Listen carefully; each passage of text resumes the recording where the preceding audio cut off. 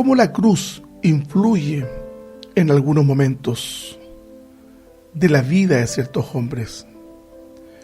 Hace un tiempo atrás hablamos de la resurrección de Joni Eareckson Tada, aquella que señaló en medio del quebranto literal de su cuerpo: mis piernas bailarán. Después de ese accidente terrible, practicando equitación. Y esta vez John Stott, en este hermoso libro Cristo el Incomparable, nos habla de cómo la cruz conquista el corazón de este hombre, Toyohiko Kagawa, de cómo el amor de Dios se revela en Toyohiko. Se señala John Stott, y cito: la cruz de Cristo ha servido de inspiración a millones de personas. De hecho, de todas sus palabras y obras, nada ha sido más estimulante que la cruz. Cada cristiano debería ser capaz de decir que el amor de Cristo constreñe sus corazones, como señala Pablo en 2 Corintios 5:14.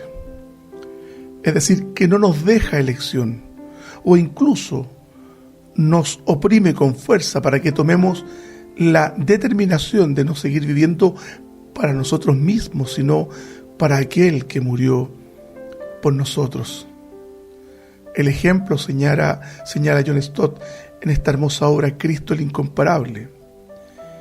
Y toma como ejemplo a este hombre que vivió entre los años 1880 y 1960, Toyohiko Kagawa. Es un líder cristiano de la Iglesia de Asia. Kagawa nació en la ciudad japonesa de Kobe. Su padre era un rico aristócrata financiero, ministro y consejero del emperador, y su madre era una geisha, es decir, una bailarina japonesa. Ambos murieron cuando él tenía solo 4 años, y entonces fue enviado a la granja de su madrastra, donde Toyohiko sufrió maltrato físico porque no le amaban.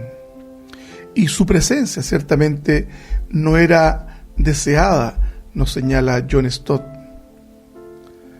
Las cicatrices de la soledad de este periodo, nos cuenta Stott, habrían de acompañarle el resto de su vida a este joven hombre. Mientras iba a la escuela de Tokushima, conoció a algunos misioneros americanos, presbiterianos, especialmente al doctor Harry Meyers, que se convirtió en su preceptor, en su maestro, en su guía. Inmensamente impresionado por el ejemplo y las enseñanzas de Jesús, Kagawa aprendió de corazón el Sermón del Monte y comenzó a pedir diariamente a Dios: oh Señor, hazme como a Cristo. A los 15 años se bautizó. Aquello fue demasiado para sus parientes y su tío lo repudió, y producto de su adhesión a la fe cristiana, lo desheredó. El día de Navidad de 1909, a los 22 años, salió del Seminario Teológico de Kobe, con todas sus posesiones, en un carrito para vivir entre los pobres en el terrible suburbio de Shinkawa. Aunque su barrancón sin ventana medía solo unos 2 metros por 2 metros, lo compartía con todo aquel que necesitaría refugio y ayuda. En ocasiones, varios a la vez en ese pequeño espacio. Vivía solo con 2 pequeñas medidas de arroz al día, y se cuenta, nos dice Stott, que llevaba la misma ropa durante varios años. No es de extrañar que a menudo estuviera enfermo. También fue malinterpretado, calumniado y atacado. Sin embargo, él nunca se vengó ni cedió. Uno de sus biógrafos, William Axling, relata este periodo del siguiente modo y nos cuenta: visitaba a los enfermos, alentaba a los que sufrían, alimentaba a los hambrientos y alojaba a los sin hogar. Se convirtió en un hermano mayor para las prostitutas, visitándolas cuando estaban enfermas y comprándoles medicamentos.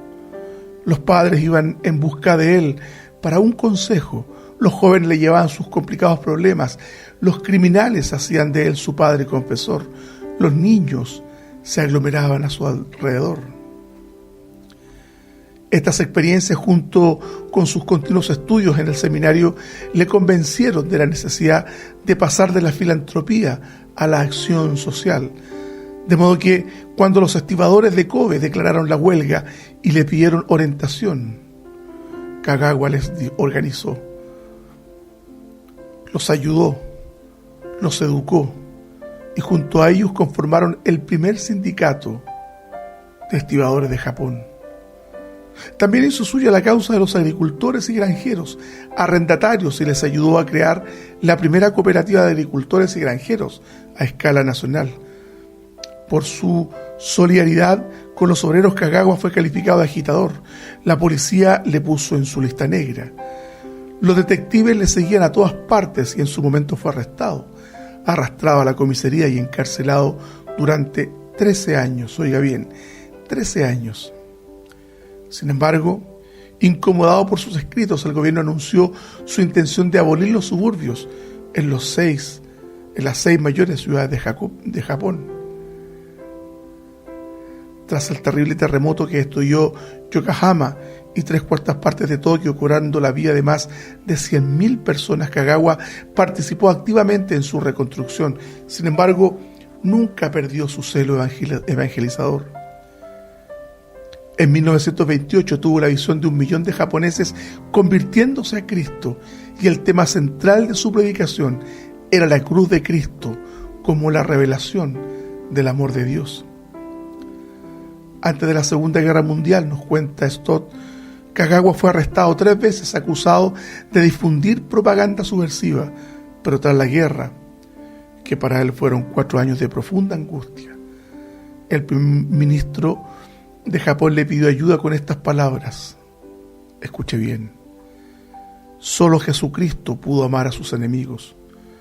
Ayúdeme a poner el amor de Jesucristo en el corazón de nuestro pueblo. Por otra parte, el emperador le concedió una audiencia privada de media hora para que le explicara el significado de la cruz. Los libros de Kagawa eran inmensamente populares y cuando salía a la luz alguno nuevo, se formaban largas filas en el exterior de las tiendas.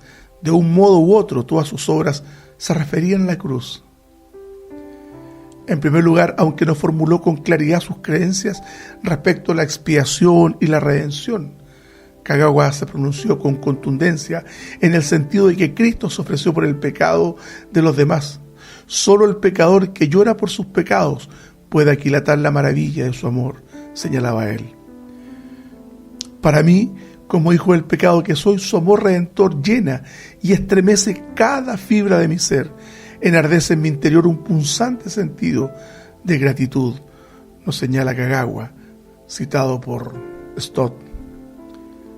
En segundo lugar, nos contaba, la cruz representa la cristalización del amor, es decir, revela tanto la medida del amor de Dios para con nosotros como la que nosotros deberíamos tener hacia los demás. En una palabra, señalaba, el movimiento del amor de Cristo se resume en la cruz. La cruz representa el todo de Cristo, el todo del amor.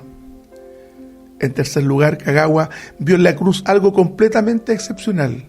El hecho único en todo el mundo, escribió, de Cristo entregándose en sacrificio y derramando la sangre de la redención por los pecados de la raza humana, es la revelación esencial del amor mismo. Por último, decía, la siguiente quizás sea su afirmación más personal, nos cuenta Stott. Y escribía Kagawa, estoy agradecido del shintoísmo, agradezco al budismo y al confucianismo. Debo muchas cosas a estas creencias. El hecho de que he nacido con un espíritu reverente, mi sed insaciable de valores que trascienden a esta vida terrenal y me esfuerzo por andar por los caminos elevados, se lo debo por completo a la influencia de estas fes de carácter étnico. Sin embargo, estas expresiones de fe han sido por completo incapaces de satisfacer la necesidad más profunda de mi corazón. Como peregrino, mi camino era algo muy largo y sin posible retorno. Estaba cansado y con los pies doloridos.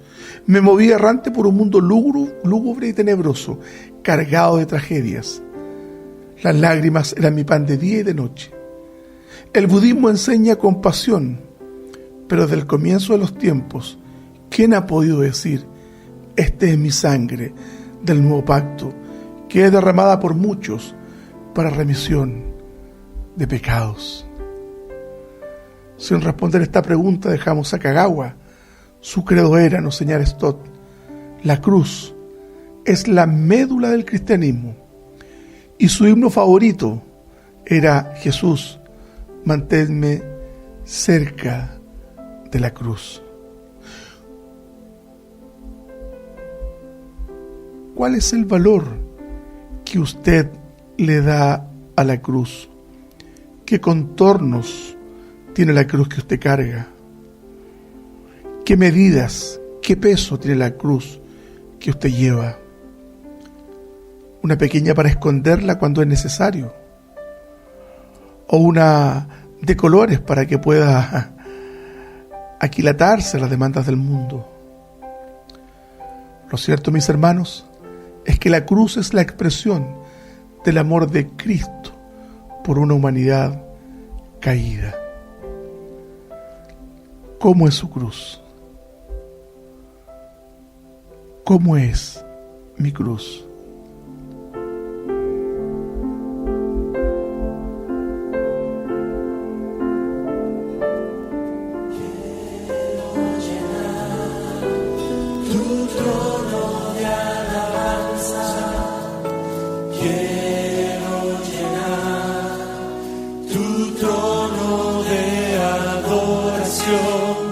Quiero adorar, postrar en tu presencia y proclamarte, Señor.